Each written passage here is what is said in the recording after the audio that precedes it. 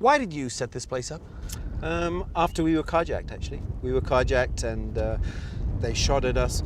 And I did everything you can imagine wrong, except that I was given a window of opportunity to escape. And when I took that, I managed to escape. And once we escaped, we sat down, we decided nobody should ever have to go through what we went through. Carjacking in Kenya it's an epidemic, I would say. Who's taking your course primarily? Primarily, we have everybody from the UN, NGOs, embassies, multinational companies, even the British Army, CIA, FBI, they all come here. If you're driving, anybody is going to be a target. Ultimately, you need to be careful. I mean, we're a big city. What does that mean, be careful? I don't know how you drive up to a stop sign and be careful. Okay, so have you heard of Cooper's Colors? Cooper's Colors is a situation awareness color scheme that you should be in. Situation white is you're totally relaxed, you're totally unaware, you're just sitting there, the window's down, you're having coffee, you're on the cell phone. That's situation white. If you do that long enough in Nairobi, you're going to get attacked. So for us, we write out white totally. Anybody that comes to us, we say, right, we're going to start with situation yellow. Situation yellow is you're aware, you're looking around, you're noticing everything, you're specifically watching for things that are out of place. And then you go to orange. Situation orange means you've seen something, you're not sure about it, you're watching, you're making a mental note of it, you're in the traffic and you've picked up in the mirror some guy, he's sort of looking around, he's looking at you. Now you're in situation orange. In other words, you're ready to react.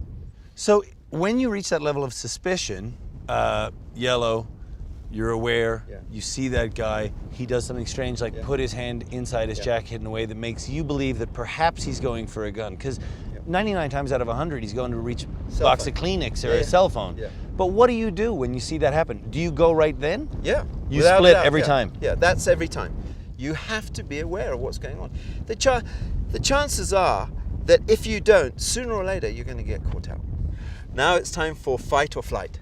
And that is when you need to react, move, get out the way. There is a third option. I understand what you're saying.